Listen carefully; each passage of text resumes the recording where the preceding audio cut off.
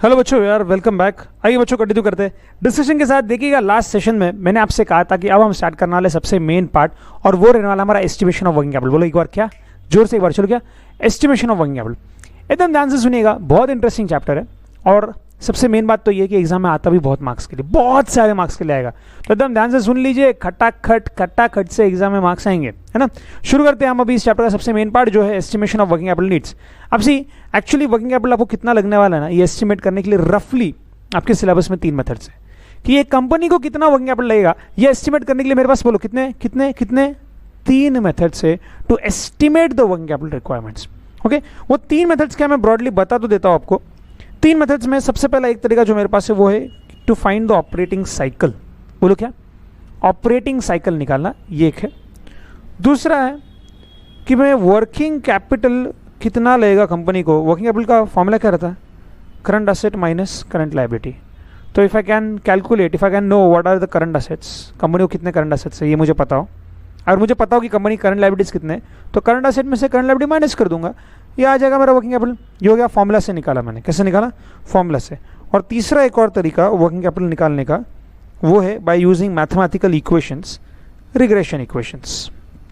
Okay, अब ये regression equation कैसे बनाना ये अपने सिलेबस में नहीं, बट अगर मुझे ब्रॉडली समझना है कि मैं वर्किंग कैपिटल को कैसे एस्टिमेट कर सकता हूँ, तो एक तरीका है कि मैं समझ लूँ कंपनी की ऑपरेटिंग साइकिल क्या है, कितनी ऑपरेटिंग साइकिल है, उससे मैं सॉल्व कर सकता हूँ कि कंपनी को कितने का लगेगा वर्किंग कैपिटल। दूसरा है कि मैं फॉर्मूला यूज करूँ, वर्किंग कैपिटल कंपनी का रिक्वायरमेंट क्या होगा, इसके लिए आई can use a formula current asset minus current liability. तो अगर मान लीजिए मुझे कंपनी के टोटल करंट असेट्स कितना ये पता चल जाए, कंपनी के करंट लायबिलिटीज कितना ये पता चल जाए, अगर ये पता चल गया तो बस फॉर्मूला में डालूंगा और आंसर निकालूंगा कितना वर्किंग कैपिटल लगने वाला है। और तीसरा है कि आई कैन यूज रिग्रेशन इक्वेशंस, ये अपने सिलेबस में नहीं है। आपके पुराने जन्म का पुण्य है कि ये आपके सिलेबस में नहीं है, नहीं तो भाई ये सबसे ज़्यादा टफ रहता है। एनीवे, अभी के लिए आगे बढ़ते हैं। अगर मुझे एस्टिमेट करना है वर्किंग कैपिटल रिक्वायरमेंट्स, तो देखिए क्या क्या करना पड़ेगा। लिख के दिया है कि मैं वर्किंग कैपिटल कितना लगेगा ये एस्टिमेट कर सकता हूँ bye knowing the holding period, कि एक एक असेट का होल्डिंग पीरियड क्या रहता है। अब ये होल्डिंग पीरियड मतलब क्या बच्चों, सी अपन ये डिटेल में पढ़ेंगे when we'll start understanding what we mean by operating cycle। जैसे मैंने कहा ना, एक मेथड कौन है ऑपरेटिंग साइकिल, तो उसमें हम होल्डिंग पीरियड को डिटेल में पढ़ने वाले, बट अभी के लिए मैं आपको सिर्फ एक इंट्यूशन देकर रखता हूँ। से फॉर एग्जांपल मान लेते हैं मैं रॉ मटेरियल जब लेकर आता हूँ, ओके, सो अगर कंपनी में मैं रॉ मटेरियल लेकर आता हूँ, तो जब मैं कंपनी में रॉ मटेरियल लेकर आता हूँ, ऐसा थोड़ी है कि रॉ मटेरियल आया आज और आज ही फिनिश गुड बन गया। रॉ मटेरियल हो सकता है 7-8 दिन के लिए पड़ा रहे, फिर रॉ मटेरियल को अपन प्रोडक्शन के लिए लेंगे, WIP बनेगा, वो से हो सकता है WIP 10-15 दिन पड़ा रहे। फिर WIP बनने के बाद भी ऐसा नहीं ना कि अपना फिनिश गुड बन गया तो इमीडिएटली अपन बेच पाए, ऐसा भी नहीं होता। हो सकता है फिनिश गुड बेचने के लिए 10-15 दिन लग जाए। अच्छा, ऐसा भी नहीं ना कि फिनिश गुड बेच दिया तो तुरंत सामने वाले ने पैसे दे दिए। फिनिश गुड आपने बेचा, क्रेडिट पे बेचा, डेटर्स हो गए, अब वो सामने वाला बोल रहा है सर मैं आपको 20 दिन बाद पैसे दूंगा, तो हो गया डेटर्स होल्डिंग पीरियड। तो होल्डिंग पीरियड मतलब क्या कि आपके एक एक असेट कितने दिन तक होल्डिंग रहती है, कितना वक्त लगता है उस चीज को कन्वर्ट होने में, दैट इज होल्डिंग पीरियड। इसको हम डिटेल में ऑपरेटिंग साइकिल के मेथड में पढ़ेंगे। तो एक तरीका है कि अगर आपको आपका वर्किंग कैपिटल कितना लगने वाला है ये अगर निकालना है, तो पहला तरीका है कि आप एक एक असेट का होल्डिंग पीरियड निकालिए। दूसरा तरीका कि आप रेशियो टू सेल्स यूज करिए। सी कई बार क्या रहता है कि working capital is dependent upon sales, right. कई बार वर्किंग कैपिटल ऐसा रहता है कि डिपेंड्स अपॉन सेल्स। तो आप कितना सेल्स करने वाले हो यह अगर मुझे पता हो तो उसका एक सर्टन रेशियो, उसका सर्टन परसेंटेज वर्किंग कैपिटल होता है। What I mean by that, से फॉर एग्जांपल एक चाय वाले के एंगल से सोचिए। सी चाय वाले के लिए एकदम सिंपल है, वो चाय बनाता है, बेचता है, तुरंत पैसा आता है, उसका होल्डिंग पीरियड एक एक एसेट का बहुत कम है। एक चाय वाले के एंगल से अगर मान लेते, सिंपल है कि चाय वाला जानता है कि आज उसको 50 चाय बेचने हैं, तो 50 चाय के हिसाब से दूध लेकर आता है, वो 50 चाय के हिसाब से टी पाउडर, शुगर वगैरह लेकर आएगा। वह अगर चाय वाले को पता है कि भाई आज मुझे एक बड़ी ऑर्डर मिली है, एक शादी में मुझे चाय का ठेला डालने के लिए बोला है, बहुत बड़ी ऑर्डर मिली है मुझे, और वहाँ मुझे मान लीजिए बनाना है 500 कप चाय, तो जब उसको उसका सेल्स पता रहेगा ना, तो वो जानता है कि अगर मान लेते हैं कि मुझे 5,000 रुपये की चाय बेचने हैं, तो मुझे 3,000 रुपये का दूध, शुगर, टी पाउडर वगैरह एक्स्ट्रा एक्सेट्रा एक्सेट्रा लेना पड़ता है। उसने क्या यूज किया, उसको कितनी इन्वेंट्री लगेगी, उसको कितने कितने करंट असेट्स लगेंगे, उसके कितने करंट लायबिलिटी रहेंगे, इसके लिए उसने किस चीज को बेस माना है, उसने बेस माना है सेल्स को। तो आप एक और तरीका यूज कर सकते हो कि अगर आपको लग रहा है कि आपका वर्किंग कैपिटल जो है, करंट असेट करंट लायबिलिटी आपके सेल्स पे डिपेंड करते हैं, तो आप सेल्स का एक रेशियो लीजिए कि भाई जितना मेरा सेल्स है उसका 60% मेरा वर्किंग कैपिटल होता है, जितना मेरा सेल्स है उसका 70% मेरा वर्किंग कैपिटल होता है। ये एक तरीका यूज करने का। या एक और तरीका वर्किंग कैपिटल को एस्टिमेट करने के लिए आप किसको बेस ले सकते हो, एक बेस हो सकता है कि आप अपने फिक्स इन्वेस्टमेंट्स को बेस लीजिए, आप अपने फिक्स असेट्स को बेस लीजिए। So what do you mean by that, what do you mean by कि फिक्स्ड असेट्स को बेस लेना है? बच्चों फिक्स असेट को बेस लेना मतलब क्या? सी फिक्स असेट्स होते ही क्या है, वो फिक्स असेट्स होते हैं वो जिनको लगते हैं current assets to be used. मतलब क्या सर? मतलब मान लीजिए बच्चों आपके पास एक बहुत बड़ी मशीन है, वो मशीन में आप यहाँ से आटा डालिए, वहाँ से बिस्किट निकलेगा, ऐसी मशीन आपके पास है। तब उस मशीन का रिक्वायरमेंट क्या है? उस मशीन को आटा चाहिए ना? अरे चाहिए कि नहीं चाहिए? तो मशीन को आटा चाहिए, मतलब क्या कि आप जानते हो कि अगर आपके पास एक मशीन है, आप उसको रोज इतने आवर्स यूज करने वाले हो, तो उतना मशीन यूज करने के लिए आपको से 5 kg रॉ मटेरियल लगता है। वही अगर आपके 2 मशीन्स रहेंगे तो कितना रॉ मटेरियल लगेगा? 10 kg। 3 मशीन्स रहेंगे तो कितना? 15 kg एंड सो ऑन। तो आपने क्या किया, आपने आपके वर्किंग कैपिटल के कंपोनेंट्स को कितने रहेंगे ये निकालने के लिए एक बेस यूज़ किया। और बेस किसको यूज़ किया? अपने कमॉन आपने यूज़ किया आपके फिक्स इन्वेस्टमेंट्स को। मतलब कि मेरी फिक्स असेट्स में कितनी इन्वेस्टमेंट है। अगर मुझे लगता है कि मेरे पास 10 लाख के असेट्स है और मैं जानता हूँ कि 10 लाख के असेट्स के लिए 2 लाख का वर्किंग कैपिटल लगता है, तो 20 लाख के असेट्स के लिए 4 लाख का लगेगा, 30 लाख के असेट्स के लिए 6 लाख का लगेगा। सो हम पढ़ क्या रहे बच्चों, पहले आप समझिए, लॉजिकली समझिए। थोड़ा टफ जा सकता है क्योंकि पहली बार पढ़ रहे, पर हम पढ़ क्या रहे, हम समझ रहे कि किसको मैं बेस मान सकता हूँ कैसे कैलकुलेट करना है वर्किंग कैपिटल, उसके लिए ये 3 मेथड है जो मुझे आपको पढ़ाने हैं। बट उसके लिए मैं बेस क्या लेने वाला हूँ? मैं वर्किंग कैपिटल को एस्टिमेट करने के लिए ले सकता हूँ base as a base holding period को। क्या अगर मुझे अलग अलग एसेट्स के होल्डिंग पीरियड पता हो, I can calculate on the basis of holding period my current assets and my current liability, मतलब ही मेरा वर्किंग कैपिटल। नंबर 2, अगर मुझे पता हो कि सेल्स कितना लेने वाला है, तो मैं सेल्स को बेस ले सकता हूँ कि मैं जानता हूँ कि सेल्स का 60% मेरा वर्किंग कैपिटल होता है। So if I know my sales I can know my working capital. And number 3, I can take investment as my base कि कितने की इन्वेस्टमेंट है फिक्स असेट्स में।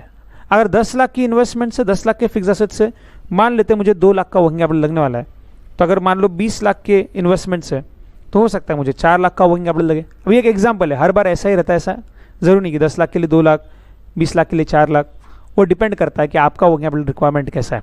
बट मैं एक हिंट, एक आपको इंट्यूशन देने की कोशिश कर रहा हूँ कि मुझे अगर वर्किंग कैपिटल को एस्टिमेट करना है कि मुझे वर्किंग कैपिटल कितना लगेगा, तो इसके लिए मैं 3 बेसिस ले सकता हूँ।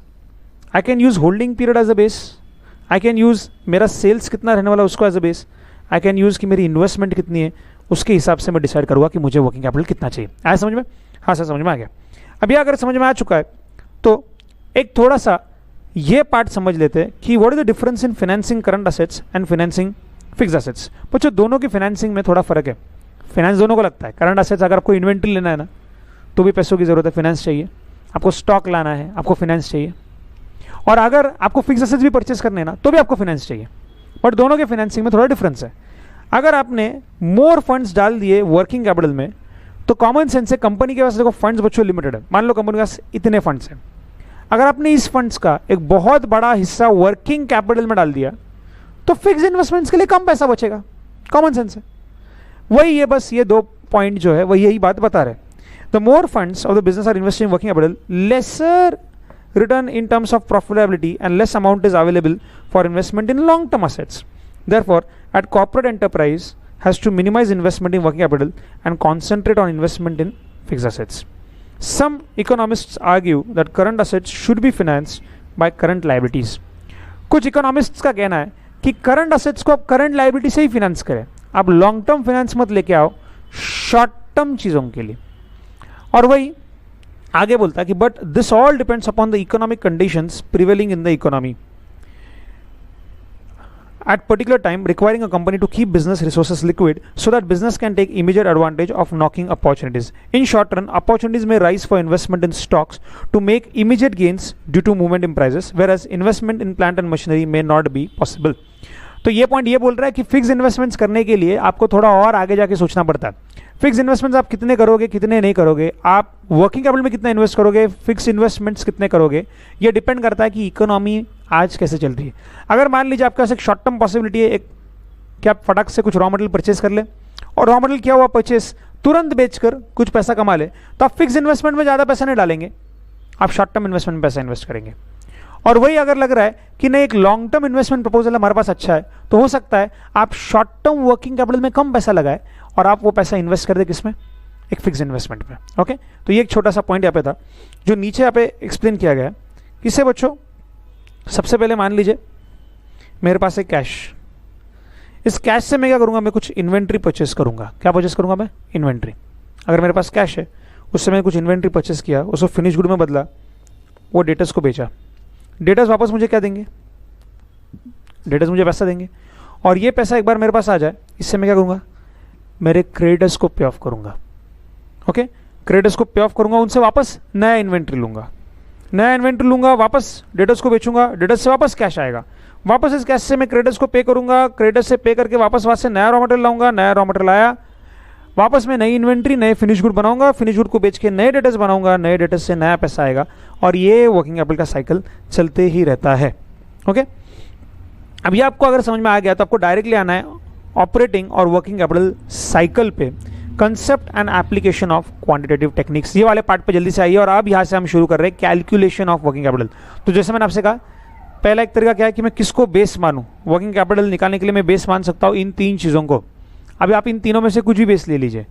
मुझे अगर वर्किंग कैपिटल को कैलकुलेट करना है, मैथमेटिकल तरीके से निकालना है कि आपको कितना वर्किंग कैपिटल लगेगा, 2 लाख, 4 लाख, 8 लाख, तो वो कैलकुलेशन करने के लिए अब मुझे ये मेथड्स पढ़ने हैं, जिसमें मैं आ रहा हूं सबसे पहले मेथड पे, जिसका नाम क्या बच्चों, ऑपरेटिंग साइकिल मेथड। कौन सा मेथड है बच्चों, एक बार ऑपरेटिंग साइकिल मेथड। अब बच्चों ऑपरेटिंग साइकिल मेथड मतलब क्या, इन शॉर्ट अगर मुझे आपको एक लाइन में बताना है कि what is operating cycle method, तो आप प्लीज यहां पे एक मिनट ले समझिए। द टाइम रिक्वायर्ड, क्या बोला मैंने, the time required for realizing the cash blocked, the time required for realizing the cash blocked is nothing but your one operating cycle। मतलब क्या बच्चों, जब मेरा मान लेते हैं रॉ मटेरियल में पैसा अटक गया, पैसा अटकने के बाद क्या होगा, रॉ मटेरियल बनेगा WIP, थोड़े दिन तक WIP रहेगा, फिर WIP क्या बन जाएगा, फिनिश गुड, फिर फिनिश गुड का क्या होगा, सेल्स, सेल होगा, मतलब ही क्या, यहां मैं बना लूंगा डेटर्स, और फिर ये डेटर्स फाइनली मुझे क्या देंगे, कैश। उस कैश से मैं क्रेडिटर्स का पेमेंट वापस कर दूंगा, नया इन्वेंट्री लाऊंगा जिसको WIP में कन्वर्ट करूंगा, WIP फिनिश गुड बनेगा, फिनिश गुड को बेच के डेटर्स बनेंगे, डेटर्स से वापस रियलाइज होगा कैश। मतलब यहां कैश अटकता है, इस टाइम पे कैश यहां पे अटक गया। ओके, तो रॉ मटेरियल का मैंने पेमेंट किया, यहां से कैश अटक गया, यहां से लेके वापस कैश जब तक रियलाइज नहीं होता, इस टाइम पीरियड को हम कहेंगे time period of one operating cycle. तो अगर मुझे ऑपरेटिंग साइकिल निकालनी है कि मेरा एक पैसा अटकने से लेके पैसा रियलाइज होने तक, पैसा ब्लॉक होने से लेके वापस पैसा फ्री होने तक जितना टाइम लगता है, उसको हम कहेंगे time of one operating cycle. So operating cycle मतलब क्या बच्चों, वन सेकेंड, पैसा ब्लॉक होने से लेकर, वन सेकेंड बोलिए, चलो जोर से, घर बैठे बैठे भी जोर से चिल्लाना बच्चों, बोलिए, पैसा ब्लॉक होने से लेकर पैसा क्या वापस फ्री होने तक के लिए जो टाइम लगता है, उसको कहते हैं time of one operating cycle. अब एक बार बच्चों अगर मुझे मेरी ऑपरेटिंग साइकिल का टाइम समझ में आ गया ना, तो मैं निकाल सकता हूं कि मुझे कितना वर्किंग कैपिटल लेकर आना है, कितना वर्किंग कैपिटल मुझे लगेगा। सर कैसे बच्चों, मान लो कि एक साइकिल मेरी खत्म होने के लिए, ऑपरेटिंग साइकिल खत्म होने के लिए 60 दिन लगते हैं। कितने दिन लगते हैं, 60 दिन। और मेरे प्रीवियस ईयर का इतने साल का डेटा देखकर आप देख सकते हो कि मान लेते हैं मेरा एनुअल कैश ऑपरेटिंग एक्सपेंस, एक पूरे साल में मेरे ऑपरेटिंग एक्सपेंस कैश वाले, सिर्फ कैश वाले, अगर आप देखो तो मान लेते मेरे कैश वाले ऑपरेटिंग खर्चे है 12 लाख। कितना चाहिए मुझे? 12 लाख रुपए। तो 12 लाख रुपए क्या है? 12 लाख रुपए है मेरा एक साल का एनुअल। कम ऑन, एक और बार जोर से बोलो, एनुअल कैश ऑपरेटिंग एक्सपेंस कितना है मेरा? 12 लाख। और मेरी एक साइकिल 60 दिन की चलती है। अब मान लेते पूरे साल में 360 दिन है, वैसे 365 होते हैं, बट मान लो पूरे साल में 360 दिन है। एक साइकिल चलने के लिए मुझे 60 दिन लगते हैं। तो एक साल भर में 360 दिनों में 60 के कितने साइकिल्स हो पाएंगे? वेरी गुड, सही निकाला आपने, 6 साइकिल्स। अरे क्योंकि एक साइकिल खत्म होने के लिए 60 दिन लगते हैं ना, पैसा अटकने से लेके पैसा रियलाइज होने तक। एक साइकिल खत्म होने, सर पैसा कब अटकता है? रॉ मटेरियल का पेमेंट किया तब पैसा अटक गया, फिर वो क्या तुरंत मिलता नहीं है, फिर वो डब्ल्यूआईपी से फिनिश गुड बेचा, सेल्स, डेटर्स तुरंत पैसा नहीं देगा, जब डेटर्स पैसा देगा हम बोलेंगे कैश रियलाइज हो गया। कैश अटकने से लेके कैश फ्री होने तक एक साइकिल खत्म होने करने के लिए मुझे 60 दिन लगते हैं। पूरे साल भर में कितने दिन होते हैं? 360। तो 360 दिनों में 60 दिन के कितने साइकिल्स हो पाएंगे? कम ऑन, 6 साइकिल्स हो पाएंगे। अब 6 साइकिल्स अगर हो गए और 12 लाख रुपए मुझे एक साल का खर्चा आता है, मेरे प्रीवियस ईयर के डेटा को देखकर मैंने निकाला है कि मेरा एक साल का ऑपरेटिंग एक्सपेंस 12 लाख है। तो अगर 12 लाख मेरे एक साल का ऑपरेटिंग एक्सपेंस है और एक साल में मैं 6 साइकिल्स दौड़ाता हूं, तो क्या मैं आराम से बोल सकता हूं कि एक साइकिल के लिए 2 लाख रुपए लगते हैं? अरे यस और नो, एक साइकिल के लिए मेरा वर्किंग कैपिटल कितना लगता है? 2 लाख। तो 2 लाख रुपए अटकता है, 2 लाख रुपए अटका, रिलीज हुआ, 2 लाख रुपए अटक गए, रिलीज हुए, 2 लाख रुपए मैंने अटका दिए, 60 दिन में रिलीज हो गए। तो ऐसा नहीं मीनिंग उसका कि 2 लाख एक ही टाइम पे अटक जाता है, पूरे के पूरे 2 लाख रुपए एक साथ डालने पड़ते हैं, ऐसा उसका मीनिंग नहीं है। उसका मीनिंग क्या हम डिटेल में देखेंगे। लेकिन आपको ये आइडिया समझ में आया कि मैंने मेरे वर्किंग कैपिटल को कैसे निकाला, कि मुझे कैसे समझ में आया कि मुझे 2 लाख रुपए लगेंगे एक साइकिल के लिए? कैसे समझ में आया? एकदम सिंपल। सबसे पहले मैंने निकाला मेरी एक ऑपरेटिंग साइकिल कितने दिनों की है।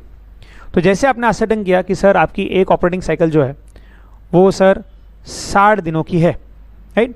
अब 60 दिन की अगर मेरी एक ऑपरेटिंग साइकिल है तो पूरे साल में 360 दिन, 360 दिन में 60 दिनों के कितने साइकिल्स हो सकते हैं?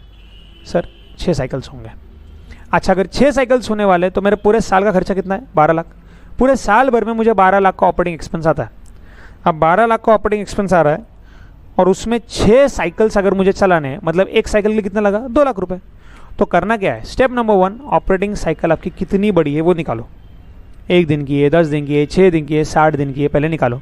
ऑपरेटिंग साइकिल का टाइम पीरियड निकालिए। वो निकल गया तो स्टेप नंबर 2 निकालिए कितने साइकिल्स एक साल में हो सकते हैं। कैसे आएंगे वो? 360 divided by 1 operating cycle time period आ जाएंगे। कितने साइकिल्स आपके एक साल में हो सकते हैं? एक बार ये समझ में आ गया तो आपको बस सिंपल फॉर्मूला यूज करना है कि आपका एनुअल कैश एक्सपेंस कितना है वो न्यूमरेटर में लिखिए। 12 लाख रुपए आपको पूरे साल में चाहिए। पूरे साल में एनुअल ऑपरेटिंग एक्सपेंस 12 लाख है कैश वाले, और उसमें आप 6 साइकिल्स चलाते हो, तो एक साइकिल चलाने के लिए जनाब बताइए कितने रुपए लगेंगे? 2 लाख। और यही तो अपना एम था, to calculate the working capital requirement. क्या एम था मेरा? To calculate the working capital requirement. आज समझ में? तो कोई कंफ्यूजन नहीं। पहले 3 बेसिस है मेरे पास। मैं एक तो होल्डिंग पीरियड के हिसाब से आंसर निकाल सकता हूं कि मुझे कितना वर्किंग कैपिटल लगने वाला है, इसको बेस मान लूँ। मैं मेरे सेल्स को बेस मान सकता हूँ कि कितने का सेल्स करना है, उसके हिसाब से मैं अंदाज लगाऊँ कितने का वर्किंग कैपिटल लगेगा। या मैं मेरे फिक्स असेट्स में कितनी मैंने इन्वेस्टमेंट की है, इसको बेस मानूँ ये डिसाइड करने के लिए कि कितने का वर्किंग कैपिटल लगेगा। अब क्या बेस लेना है ये क्वेश्चन में देते हैं आपको। कभी भी क्वेश्चन में यूजुअली ये सेल्स और फिक्स इन्वेस्टमेंट्स वाला नहीं आएगा। हमारे सिलेबस में होल्डिंग पीरियड से ही, मतलब ऑपरेटिंग साइकिल से निकालना यही मेन है। तो होल्डिंग पीरियड से निकालना है मतलब क्या कि सबसे पहले मुझे निकालना पड़ा कि मेरी एक ऑपरेटिंग साइकिल कितने टाइम पीरियड की है। वो मिल गया, उससे मैं निकाल लूंगा एक साल में कितने साइकिल्स हो सकते हैं। एक बार वो मिल गया और मुझे पता हो कि मेरे पूरे साल भर का खर्चा कितना है। साल भर का मेरा खर्चा है 12 लाख रुपए, जिसमें मैं चलाता हूं 6 साइकिल्स। तो एक साइकिल चलने के लिए कितने दिन लगेंगे? एक साइकिल चलाने के लिए कितने पैसे लगेंगे, 12 लाख में 6 साइकिल, तो एक साइकिल के 2 लाख रुपए, तो 2 लाख का मेरा वर्किंग कैपिटल है। अब सवाल उठेगा, सर ये कैसे निकाला आपने, एक साइकिल चलने के लिए 60 दिन लगते हैं, ये आपने कैसे निकाला, वही आपने को पढ़ना है in the concept of operating cycle. तो चलिए, ऑपरेटिंग साइकिल मतलब क्या है, एकदम सिंपल। ऑपरेटिंग साइकिल मतलब रॉ मटेरियल होल्डिंग पीरियड, कितने दिन आपका रॉ मटेरियल होल्ड करते हो आप। अब रॉ मटेरियल मान लीजिए आप एक बार लेकर आए, लाने के बाद उसको WIP में डालने के लिए आपको 8 दिन लगते हैं। चलो कितने दिन लगते हैं, 8 दिन आपको लगते हैं। ओके, तो ऐसा नहीं कि रॉ मटेरियल आया और डायरेक्ट मशीन में डाला, रॉ मटेरियल आया, आपने गोडाउन में उसकी डिलीवरी ली, तुरंत नहीं यूज़ किया। सो रॉ मटेरियल आकर 8 दिन तक आपके गोडाउन में पड़ा रहता है, लेकिन इसका मतलब ये नहीं कि रॉ मटेरियल में 8 दिन के लिए पैसे अटके रहे। ऐसा क्यों सर, मान लेते हैं ना कि क्रेडिटर ने बोला कि जनाब आज आप रॉ मटेरियल लेके जाइए और आप ना पैसे दे देना से 7 दिन बाद। कितने दिन बाद, 7। सो आज आप रॉ मटेरियल लेके आए 8 दिन, और आप ऐसा बोल रहे हो, अरे यार अब 8 दिन तक मेरा पैसा पड़ा हुआ रहेगा, मैं रॉ मटेरियल तो लेकर आ गया, अब 8 दिन तक तो तुम उसको WIP में डालने ही नहीं वाले हो, 8 दिन तक मेरा पैसा अटका हुआ रहा। आपके मैनेजर ने कहा है नहीं सर, 8 दिन के लिए पैसे नहीं अटके हैं, क्योंकि आपने को पेमेंट किया ही नहीं है हमने उसको, हम पेमेंट करने वाले 7 दिन बाद। तो ये सी यहाँ पे क्या है, ये सी यहाँ पे है credit period allowed by suppliers. तो मैं क्या करने वाला हूँ, मतलब ही 8 दिन तक मेरा पैसा अटका, 8 दिन तक मेरा रॉ मटेरियल पड़ा हुआ रहता है, बट मैं पेमेंट ही करता हूँ 7 दिन बाद। मतलब ही रॉ मटेरियल मेरा इफेक्टिवली, रॉ मटेरियल का पेमेंट कर कर कितने दिन तक वो पड़ा रहा, रॉ मटेरियल का पेमेंट कर कर वो एक ही दिन पड़ा रहा। पैसा अटकने से लेके पैसा फ्री होने तक के टाइम को मुझे कैलकुलेट करना है। पैसा अटक ही रहा है मेरा 7 दिनों बाद, क्योंकि वो है मुझे क्या, credit period allowed by creditors, वही है मेरा कितना, 7 दिन का। सो रॉ मटेरियल भले होगा आज ही लाया हुआ, 8 दिन तक मान लीजिए वो पड़े रहने वाला है, भले रॉ मटेरियल 8 दिन तक पड़े रहेगा, पर मैं पेमेंट आज दे ही नहीं रहा हूँ ना। मैं ही पेमेंट कब देने वाला हूँ, मैं ही पेमेंट दे रहा हूँ 7 दिन बाद। तो मेरा पैसा अटका कब, 7 दिन बाद ही अटका, और फिर रॉ मटेरियल 8 दिन तक पड़ा हुआ था। तो मैं क्या बोलूँगा, पैसा अटकने से लेके रॉ मटेरियल कितने दिन तक होल्ड किया मैंने, एक ही दिन तक। आया था रॉ मटेरियल आज, 8 दिन तक पड़ा रहेगा, पैसे ही मैं देने वाला हूँ 7 दिन बाद। अब पैसे अगर आप 7 दिन बाद देने वाले हो तो कैसे बोल सकते हो कि अरे यार 8 दिन हुए मेरे पैसे अटके हुए। नहीं मेरे भाई, अपने पैसे ही दिए 7 दिन बाद, रॉ मटेरियल लाया था लेकिन पेमेंट 7 दिन बाद हुआ ना। तो पेमेंट अगर आपका 7 दिन बाद हुआ है, ऐसा नो, पेमेंट आपका 7 दिन बाद हुआ है, तो पेमेंट करने के बाद से लेके कितने टाइम तक रॉ मटेरियल आपने होल्ड किया, एक ही दिन। इसलिए हम क्या करते हैं, सबसे पहले हम करते हैं कि operating cycle is equal to, हम बोलते हैं R माइनस सी, ये दोनों एक साथ लिखना चाहिए। R मतलब क्या, इन्वेंट्री होल्डिंग पीरियड, 8 दिन तक आप इन्वेंट्री को होल्ड करते हो, माइनस ये 7 क्या था, क्रेडिट पीरियड अलाउड, क्योंकि इतने दिन ही हुए हैं आपको पेमेंट किए हुए, प्लस उसमें मैं क्या ऐड करूँगा कि WIP आपका कितना दिन रहता है। अब ऐसा भी नहीं ना बच्चों कि रॉ मटेरियल अपन ने आज डाल दिया 1 सेकंड में WIP बन गया हो, रेयरली ऐसा होता है। तो अब मान लेते हैं कि WIP में अपना माल 10 दिन तक पड़ा हुआ है, उसके बाद वो फिनिश गुड हो गया, फिनिश गुड होने के बाद वो शोरूम में गया। ऐसा भी नहीं कि शोरूम में कस्टमर बैठा ही था कि अरे सर अब भी फैक्ट्री से गरम गरम माल आएगा और लगेज में ले लूँगा, no. So it might happen कि once it goes to the showroom it will take another 12 days to be sold. तो फिनिश्ड बोलकर 12 दिन पड़ा रहेगा, और बेचने के बाद हो सकता है कि डेटर्स 22 दिन के बाद और पेमेंट करें, मतलब और 22 दिन तक पैसे अटके रहे।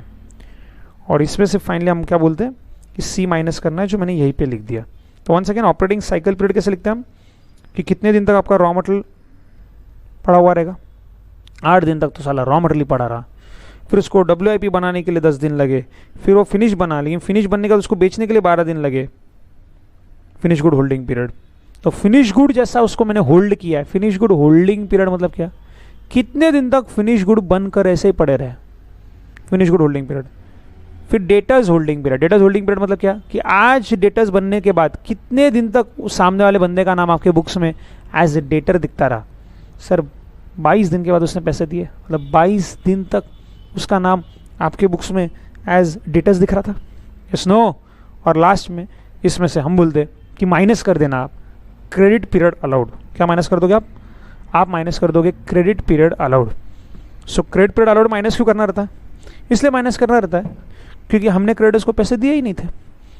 क्रेडिटर्स ने हमको रॉ मटेरियल दे दिया पर हमने उनको 7 दिन बाद पैसे दिए।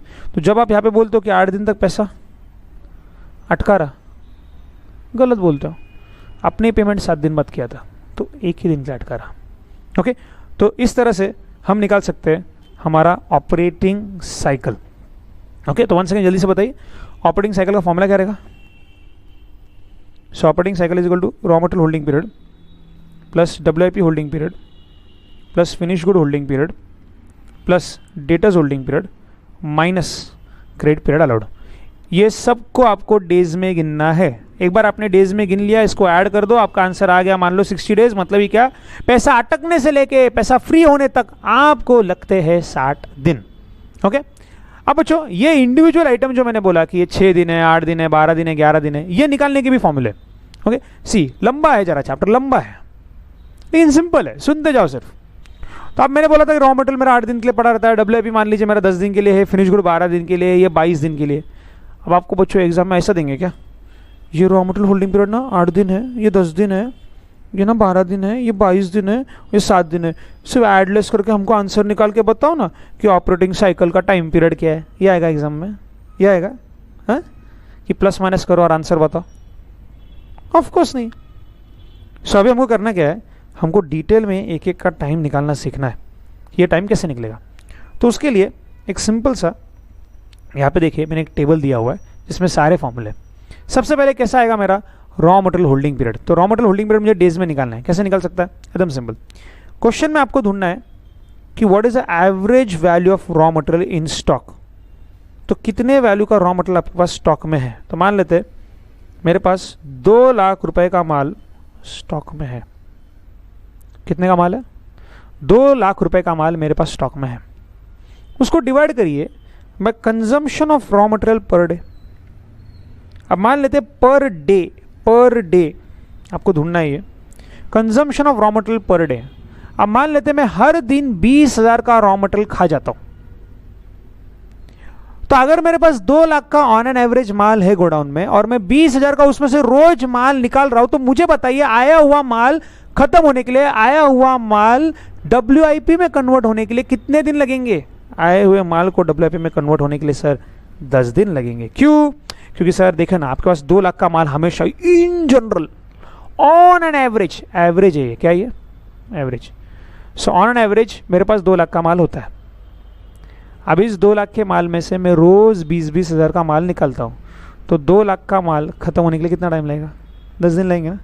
मतलब कोई भी नई मेरी इन्वेंट्री आई तो उसको WIP में जाने तक 10 दिन इंतज़ार करना है कि ऑलरेडी मेरे पास 2 लाख का माल है, 20-20 हज़ार का माल खत्म होगा रोज, फिर जाके नई इन्वेंट्री जो है उसको यूज़ किया जाएगा। तो 10 दिन तो मेरे पास क्या हो गया? Inventory holding period. क्या हो गया? Inventory holding period. कैसे निकाला अपन ने? फॉर्मूला क्या रहेगा?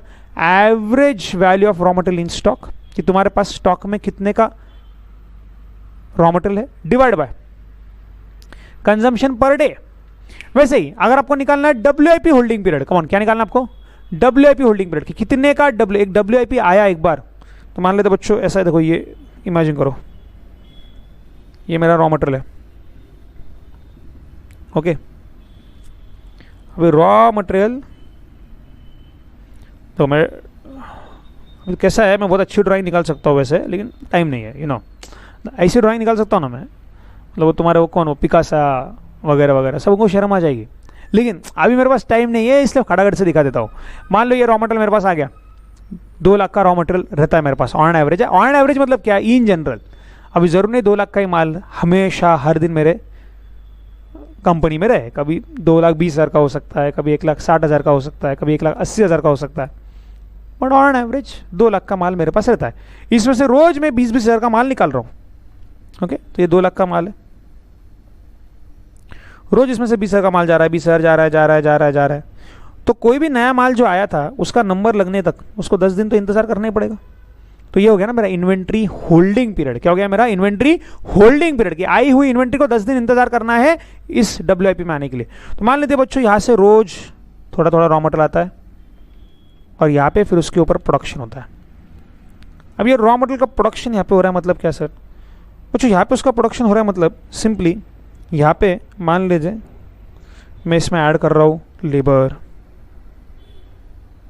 तो रॉ मटेरियल में लेबर ऐड हो रहा है, इसमें कुछ ओवरहेड्स ऐड हो रहे हैं, इनडायरेक्ट कॉस्ट, मशीन है वो मशीन उसको गर्म कर रही है, हीट कर रही है, लाइट दे रही है, infrared, ultra UV, ultraviolet light, अलग अलग इससे मान लीजिए मेरा रॉ मटेरियल गुजरता है और फिर मान लेते बनता है फिनिश गुड जो जाता है ये मेरे शोरूम में।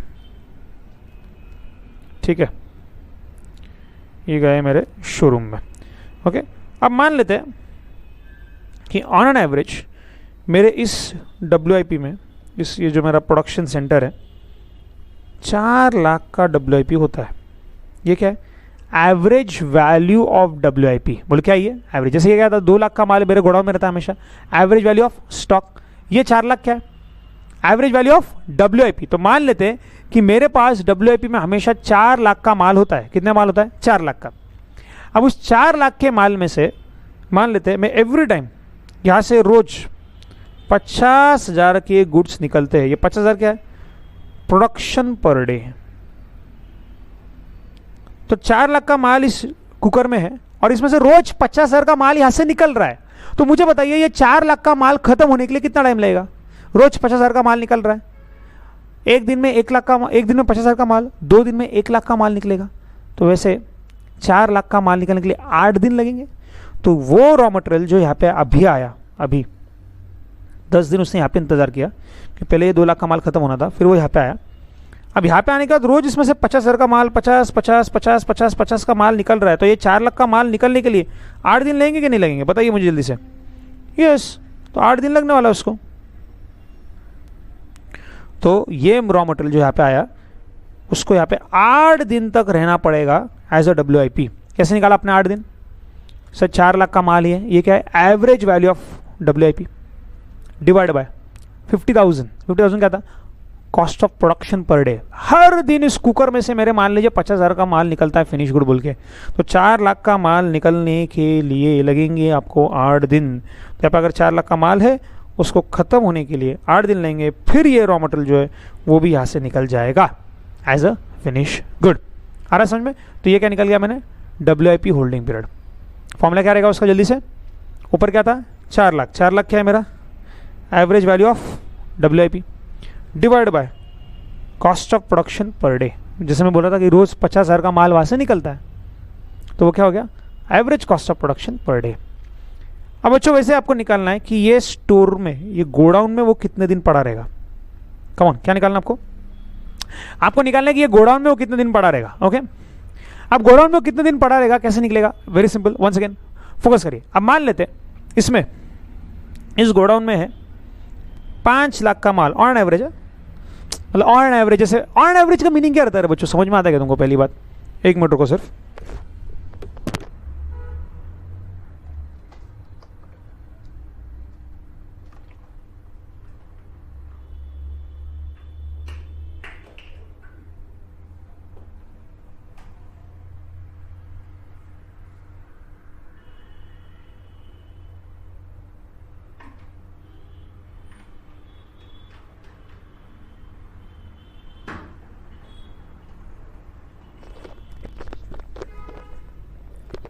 हाँ चलो, जल्दी से बताओ मुझे, do you understand the meaning of the word on and average? Right, अब ऑन एंड एवरेज मतलब क्या रहता है? प्लीज जल्दी से ध्यान से समझिए। से ऑन एंड एवरेज मतलब क्या है? से फॉर एग्जांपल आप गए मारुति सुजुकी के शोरूम में।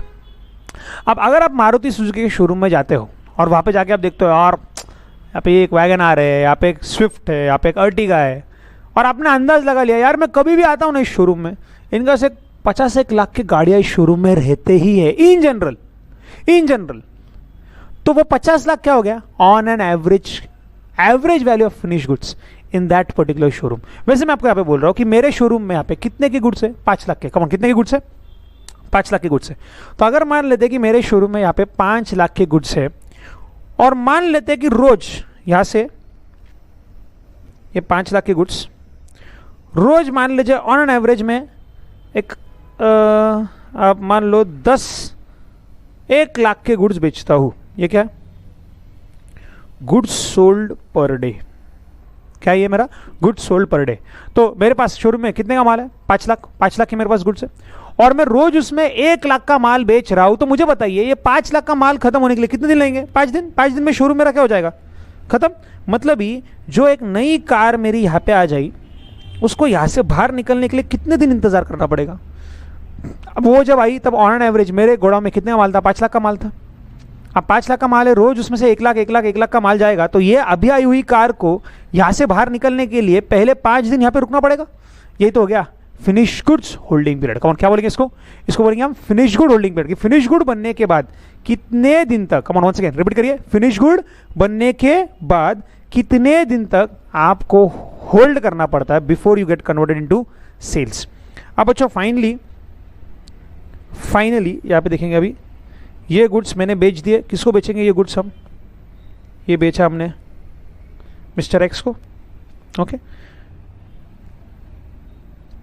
अब आपको ये निकालना है लास्ट कि मिस्टर एक्स के पास ये गुड्स कितने दिन तक पड़े रहेंगे, क्योंकि एक बार वो निकल गया तो हमको समझ में आ जाएगा कि हमारा पैसा कब मिलने वाला है। तो मान लेते हैं कि ऑन एन एवरेज मेरे पास 8 लाख के डेटर्स होते हैं। 8 लाख बहुत ज़्यादा हो गया, चलो 2 लाख के डेटर्स होते हैं। वन सेकेंड, कैसे निकलेगा कि डेटर्स को माल बेचने के बाद कितने दिन लगते हैं पैसे आने के लिए? कैसे निकालोगे आप ये? सो मान लेते हैं कि मेरे पास ऑन एवरेज कितने के डेटर्स रहते हैं? 2 लाख के डेटर्स। हाँ, 2 लाख के डेटर्स है मेरे पास ऑन एवरेज। मैं इससे ज़्यादा डेटर्स होने नहीं देता। और रोज एवरीडे से मान लेता हूँ मैं कर रहा हूँ 40,000 का क्रेडिट सेल्स। ये 40,000 क्या है मेरा? Credit sales per day. Repeat करो, क्या है? सी फॉर्मूला रट्टा मत मारो। रट्टा मारने के लिए ना तुरंत रट्टा मार लोगे और तुरंत भूल जाओगे। ये लॉजिक समझने के लिए ना 3 मिनट अभी ज़्यादा लगेगा, 3 मिनट ज़्यादा लगेगा, लेकिन ज़िंदगी भर यहाँ रहेगा। डायलॉग हमेशा रखना मेरा, लॉजिक समझने के लिए 3 मिनट ज़्यादा लगेगा, लेकिन ज़िंदगी भर यहाँ रहेगा। तो हमेशा लॉजिक से समझिए। फॉर्मूला मैं आपको बताने ही वाला हूँ, पर फॉर्मूला कहाँ से आया इसका आप खुद लॉजिक लगा सकते हैं। दिमाग लगाइए। मेरे पास कितने के क्रेडिटर्स है, कितने के डेटर्स है? ऑन एवरेज मेरे पास 2 लाख के डेटर्स है। कभी भी आप देखोगे, मुझे आप पूछोगे सर कितने का माल है आपका उधार पे? बोलूँगा बेटा 2 लाख का माल बाहर मार्केट में मेरा है उधार पे। आएंगे पैसे थोड़े थोड़े स्लोली। अब 2 लाख का माल अगर ऑन एवरेज मेरा बाहर रहता है और रोज में अगर 40 हज़ार के क्या कर रहा हूँ क्रेडिट सेल्स कर रहा हूँ, तो मैं 2 लाख तक का ही माल उधार पे रहने देता हूँ। तो अगला 40,000 का सेल्स करने से पहले मैं दूसरे वाले को फ़ोन लगाता हूँ, अरे भाई मेरे 2 लाख का ही माल मैं बाहर रखता हूँ, मुझे और माल बेचना है। 40 हज़ार बेच रहा हूँ मैं, हो गए 5 दिन हो चुके हैं, तू प्लीज़ तेरा पैसा मुझे वापस दे, तभी मैं अगला 40,000 का माल बेच पाऊंगा। क्यों? क्योंकि मुझे ऑन एवरेज कितने के डेटर्स करने? 2 लाख के। तो अगर मैं रोज 40,000 का माल बेच रहा हूँ, 5 दिन में ही मेरे 2 लाख के डेटर्स बन जाएंगे और मैं 2 लाख से ऊपर जान नहीं देता। मैं फ़ोन लगा के बोल दूंगा भाई पैसा दे दे, तो पैसा आ गया, फिर मैं अगला माल वापस बेचूंगा। तो अगर मैं 40,000 का क्रेडिट सेल्स कर रहा हूँ पर डे और ऑन एवरेज आप देखोगे मेरे 2 लाख के डेटर्स मेरे बैलेंस शीट में आपको दिखते हैं, उससे ज़्यादा दिखते नहीं। मतलब इसका मीनिंग है कि एक बार डेटर्स हो गए ना, 5 दिन के बाद मैं उनको फ़ोन लगाता, भाई पैसा भेज दे, मेरे को और माल बेचना है। क्रेडिट सेल्स मेरा एवरीडे 40,000 का है, मैं 2 लाख से ज़्यादा का माल उधार पे नहीं दे सकता। मतलब ही क्या है कि अगर आप मेरे बैलेंस शीट में आपको ऑन एवरेज डेटर्स 2 लाख के दिख रहे हैं और ये भी आपको पता है कि मैं 40,000 का माल क्रेडिट पे हर रोज बेचता हूँ, मतलब ही मैं 5 दिन के ऊपर डेटर्स को पैसे रखने नहीं देता, 5 दिन के अंदर पैसा देने का, तो माल वापस। ये सुनो, ये मैंने निकाल दिया मेरा डेटर्स होल्डिंग पीरियड। कौन क्या निकाल लिया मैंने निकाल दिया डेटर्स होल्डिंग पीरियड। तो वन सेकंड बच्चों, कर क्या रहे अपन यहाँ पे? हम ये कर रहे हैं कि अगर मुझे ऑपरेटिंग साइकिल निकालनी है, ऑपरेटिंग साइकिल के लिए कितने डेज लगते हैं ये मुझे अगर निकालना है, तो ऐसा नहीं है अपन जूनियर केजी में थोड़ी है ना कि ऐसा दे देंगे this is 8 + 10 + 12 + this and that, add करो अन बता दो कि ऑपरेटिंग साइकिल 60 दिन की है। आपको निकालना पड़ेगा। कैसे निकालोगे? एकदम सिंपल। देखना कि सबसे पहले कि एक बार माल आया गोडाउन में तो उसको कितने दिन तक पड़ा रहना पड़ता है। कैसे निकालोगे? Average value of raw material divided by raw material consumed पर डे। फिर WIP बोलकर उसको कितने दिन पड़ा रहेगा, यहाँ पे वो माल आएगा, यहाँ से वो फिनिश बोल के निकलने वाला है। अब यहाँ पे वो जब माल आएगा तब 4 लाख का माल था, ये क्या था? Average value of WIP divided by ये क्या था? 50,000 था cost value of production per day, मतलब ही cost of production per day. फिर ये चला जाता है यहाँ पे शोरूम में जब वो यहाँ पे आया, देखो ये येलो रंग दिख रहा है कि नहीं, वो आया। अब उसको यहाँ से बाहर निकलने के लिए कितने दिन यहाँ पे इंतज़ार करना पड़ेगा, कैसे निकलेगा, ये आएगा एवरेज, क्या रहता है, चलो शोरूम में क्या रहता है, क्या रहता है, average value of finish goods, average value of finish goods divided by, हर दिन 1 लाख का माल यहाँ पे हम बेच रहे, तो 1 लाख क्या है, cost of goods sold per day, 1 lakh क्या है, cost of goods sold per day, तो 5 लाख है average value of finish goods, showroom में क्या रहता है, फिनिश गुड रहता है ना बच्चों, ये क्या था, एवरेज वैल्यू ऑफ WIP, ये क्या था, एवरेज वैल्यू ऑफ इन्वेंट्री, तो ये है एवरेज वैल्यू ऑफ इन्वेंट्री, ये है न्यूमरेटर में यहाँ पे क्या है, एवरेज वैल्यू ऑफ WIP, यहाँ पे क्या है, average value of finish good, यहाँ पे क्या है, एवरेज डेटस न्यूमरेटर में। अब इसके डिनोमिनेटर की बात करो, इसके डिनोमिनेटर में क्या आएगा, 5 लाख का average value of finish goods है डिवाइड बाय ये 1 लाख का रोज यहाँ से क्या निकलता है, गुड्स सोल्ड पर डे, तो average value of finish goods divided by cost of goods sold per day. जब आप ये करोगे तो 5 दिन आंसर मिल जाएगा कि भाई 5 लाख का माल शोरूम में था, रोज 1 लाख का माल बेचा, मतलब 5 दिन लगेंगे ये शोरूम को खाली होने के लिए, फिर इसका नंबर आएगा ये नए वाले का, तब तक तो इसका ही नंबर चलेगा पुराने स्टॉक का। डेटर्स को कितने दिन लगते हैं, कैसे निकलेगा, ऊपर आएगा average debtors divide by credit sales per day. In short once again, अगर मुझे मेरी ऑपरेटिंग साइकिल के डेज निकालने, तो ऑपरेटिंग साइकिल के डेज मतलब क्या, रॉ मटेरियल आपने लिया, ओके, रॉ मटेरियल जब आप लेते हो तब आपका पैसा क्या हो जाता है, तब आपका पैसा हो जाता है ब्लॉक, रॉ मटेरियल जब आपने लिया तब आपका पैसा क्या हो गया, ब्लॉक, प्लस प्लस क्या करूँ उसमें मैं, बताइए जल्दी से, रॉ मटेरियल प्लस प्लस क्या, उसको कितने दिन WIP में रहना पड़ेगा, प्लस क्या, कितने दिन उसको फिनिश बोल के रहना पड़ेगा, प्लस क्या, प्लस कितने दिन उसको डेटर्स बोलकर रहना पड़ेगा, और माइनस क्रेडिटर्स ने हमको कितने दिन दिए थे। अब रॉ मटेरियल का होल्डिंग पीरियड कैसा आएगा, इन दोनों को हमेशा साथ में देखना चाहिए, R और C को। अब रॉ मटेरियल कितने दिन तक तुम्हारे गोडाउन में पड़ा रहेगा, ये कैसे निकलेगा, कैसे आएगा, जल्दी से बोलिए।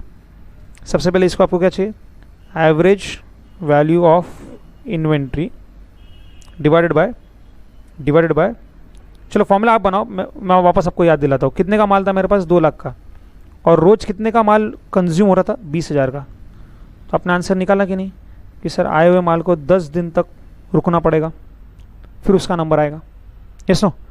तो ये 2 लाख क्या था, एवरेज वैल्यू ऑफ इन्वेंट्री, ये 20,000 क्या है, raw material consumed per day, इससे आ जाएगा मेरा inventory holding period. Number 2, WIP holding period कैसा आया था, 4 लाख का माल मेरे उस कुकर में है, रोज 50,000 के गुड्स उस कुकर में से निकलते हैं, तो ये 4 लाख क्या था उसमें, ये था average value of WIP divide by रोज 50,000 का उसमें से प्रोडक्शन होता है, तो 50,000 क्या था, cost of production per day, तो ये आ जाएगा डेज में WIP होल्डिंग पीरियड। फिर फिनिश गुड का याद करो बच्चों, क्या था फिनिश गुड का, इसको शोरूम में कितने दिन रुकना पड़ेगा, तो शोरूम में ऑन एन एवरेज कितने के फिनिश गुड होते हैं, 5 लाख के, और रोज कितने के गुड्स में सेल करता हूँ, 1 लाख का, तो ये बता रहा है ना कि 5 दिन लगेंगे शोरूम को खाली होने के लिए, तो ये 5 लाख क्या है, average value of finish goods divide by ये 1 लाख क्या है, cost of goods sold per day, ये आ जाएगा कि फिनिश गुड बोल के कितने दिन आपको इंतज़ार करना पड़ेगा। और फिर लास्ट में क्या, डेटर्स, डेटर्स कैसा आएगा मेरा, कितने दिन तक आप डेटर्स बनकर रह सकते हो, मतलब डेटर्स में मेरे पैसे कितने दिन तक पड़े हुए रहते हैं, एक बार क्रेडिट सेल करने के बाद कितने दिन लगते हैं डेटर्स से वो पैसे वसूल करने के लिए, वो कैसा आएगा। सो याद है मैंने कहा था कि मेरे 2 लाख के डेटर्स है और मैं 40,000 का क्रेडिट सेल्स करता हूँ एवरीडे, तो ये दिखाता है कि 5 दिन में ही पुराने डेटर्स को फ़ोन करना पड़ेगा, कि रोज़ अगर आप 40,000 का माल बेच रहे हो तो 5 दिन में 2 लाख का माल हो ही जाएगा, और आप बोल रहे हो कि 2 लाख के ऊपर आपको डेटर्स नहीं चाहिए, आपका एवरेज डेटर्स 2 लाख ही रहा है हमेशा, इसी का मीनिंग है कि 5 दिन में आप फ़ोन कर देते हो, सामने वाला पैसा ला कर देता है। तो बताइए कैसा आएगा ये 2 लाख क्या है, 1 सेकेंड जल्दी से बोलो, 2 लाख क्या है, average value of debtors divide bye 40,000 क्या था, क्रेडिट सेल्स पर डे, ये आप कर लोगे। लास्ट में बच गया ये सी कैसा आएगा बच्चों, इमेजिन करो क्रेडिटर्स को कितने दिन लगते हैं अपने वो क्रेडिटर्स को पेमेंट करने के लिए, कैसे निकलेगा, आपको निकालना पड़ेगा average creditors divide by credit purchase per day, formula को समझो, average creditors divide by credit purchases per day. क्या लॉजिक है इसका? सेम डेटर्स के जैसा। मान लो मेरे पास 3 लाख के क्रेडिटर्स रहते हैं, 3 लाख से ज़्यादा का क्रेडिट मेरे पास नहीं दिखेगा आपको बैलेंस शीट में, आपको हमेशा दिखेगा कि 3 लाख तक का ही मेरे क्रेडिटर्स रहते हैं, इतना ही माल मैं उधार पे लेता हूँ। अब 3 लाख के अगर मेरे पास क्रेडिटर्स है और मैं अगर आपको बोल दूँ कि मैं एवरीडे 30,000 का माल उधार पे लेके आता हूँ, क्रेडिट परचेस कितना मेरा पर डे 30,000 का माल मैं उधार पर लेकर आता हूँ और 3 लाख के ऊपर उधार ही होने नहीं देता। इसका मतलब ये कि 10 दिन में मैं पुराना उधार चुका देता हूँ। कॉमन सेंस है ना? अगर मैं कह रहा हूँ कि मेरे पास 3 लाख के ही क्रेडिटर्स रहते, 3 लाख की उधारी रहती है और उसमें भी मैं बोल रहा हूँ आपको कि 30,000 का मेरा क्रेडिट परचेस है रोज का, मैं 3 लाख के ऊपर उधारी होने नहीं देता और 30,000 का परचेस है मेरा रोज का। इसका मीनिंग ही क्या हुआ कि अगर मैं 30,000 का माल आज उधार पे लेके आया, कल और 30, 60 हो गए, 90, 120, 150, 180, 210, मैं 30,000 का माल लेके आता हूं तो 3 लाख के ऊपर उधारी होने नहीं देता। 3 लाख की उधारी हो गई, पैसे चुका देता हूं। तो कितने दिन तक का मुझे क्रेडिट पीरियड अलाउ हो रहा है? 10 दिन का। 10 दिन के बाद मैं क्रेडिट पे लिया हुआ माल उसका पेमेंट करता हूं, राइट? सो इसलिए ये पैसा मेरा डिले हो रहा है, इतने दिन लेट पेमेंट में कर रहा हूं, इसलिए ये माइनस होगा। यहां सब मेरा पैसा अटक रहा है इन सब जगहों पे। ये एक सिर्फ पैसा जहां मुझे किसी को पैसा देना था और मैं लेट दे रहा हूं। So this should be subtracted, fair enough. ये जब मैं करता हूं तो आ जाता है मेरा एक ऑपरेटिंग साइकिल को लगने वाला टाइम। तो आज हमने क्या पढ़ा? बिना कोई कंफ्यूजन किए हमने सबसे पहले देखा कि वर्किंग कैपिटल के लिए बेस क्या लिया जा सकता है। वर्किंग कैपिटल के 3 बेस लिए जा सकते हैं। एक तो मैं ले सकता हूँ, 1 सेकंड चलो फटाफट से बताइए। मैं ले सकता हूँ होल्डिंग पीरियड को बेस मानकर निकाल लूँ। जैसे हमने होल्डिंग पीरियड से देखा कि एक साइकिल को कितने दिन लगते हैं, उससे मैं निकाल लूंगा कि एक साल में कितने साइकिल होते हैं, 6 साइकिल। और पूरे साल में मान लो 12 लाख मेरा एक्सपेंस है 6 साइकिल्स का, तो एक साइकिल के लगेंगे 2 लाख रुपए।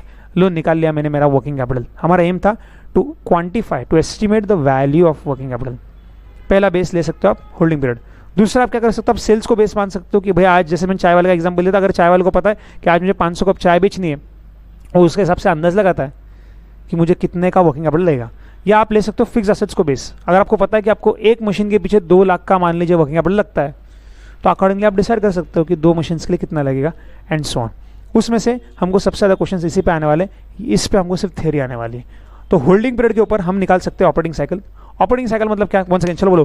पैसा अटकने से लेकर, रिपीट, पैसा अटकने से लेके पैसा रिलीज होने तक जितना टाइम लगता है एक साइकिल खत्म होने के लिए। यहाँ पे पैसा अटक गया, मैंने रॉ मटेरियल का पेमेंट कर दिया, वहाँ पे पैसा अटक गया, वहाँ पे पैसा अटक गया, वहाँ से शुरू हो गया पैसा अटकना, वहाँ से लेके पूरा पैसा रिलीज होने तक जो टाइम लगता है उस एक टाइम को कहेंगे हम ऑपरेटिंग साइकिल पीरियड।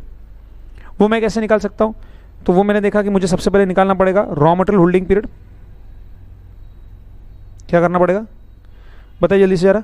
हाँ, एक बार मुझे निकालना पड़ेगा कि एक बार आए हुए रॉ मटेरियल को कितने दिन तक रॉ मटेरियल बोल के रहना पड़ता है, फिर उसको डब्ल्यूआईपी बोल के कितने दिन रहना पड़ता है, फिनिश गुड बोल के कितने दिन रहना पड़ता है, फिर उसको बेचने के बाद पैसा आने के लिए कितना दिन लगता है, और माइनस क्रेडिटर्स हमको उसमें से कितना अलाउ करते हैं।